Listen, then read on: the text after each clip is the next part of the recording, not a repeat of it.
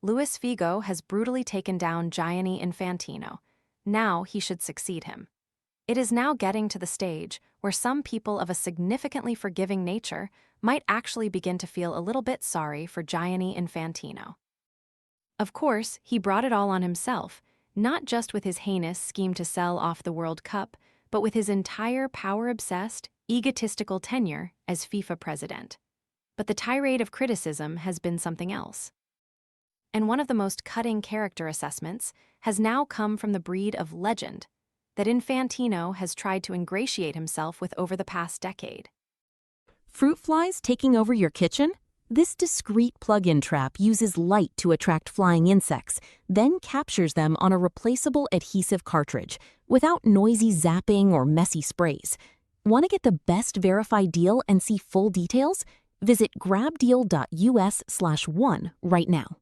Luis Figo referred to Infantino's conduct as the lowest, most deceitful and cravenly self-interested behavior he has ever witnessed.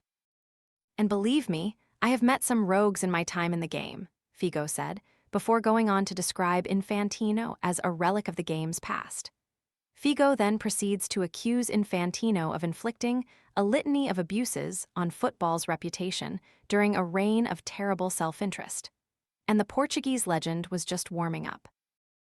Infantino has debased the office of FIFA president that he promised to elevate, said the former Barcelona and Real Madrid player. He has lied, deceived, and tried to feather his own nest of the game he is supposed to serve. It is too late to save his dignity, but it is not too late to save football. Almost certainly nothing that most right-minded football followers would disagree with, but brutal all the same. But what Figo, a close confidant of UEFA President Alexander Ceferin, does not suggest, it seems, is that someone such as himself should now step forward. For a couple of months in early 2015, Figo did just that. Backed by figures such as David Beckham and Jose Mourinho, no less, Figo launched his candidacy for the FIFA presidency at Wembley in February 2015. Expanding the World Cup to 48 teams was one of his key policies, by the way. Figo was standing against Sepp Blatter, who would go on to win a fifth term, but pulled out shortly before the May election.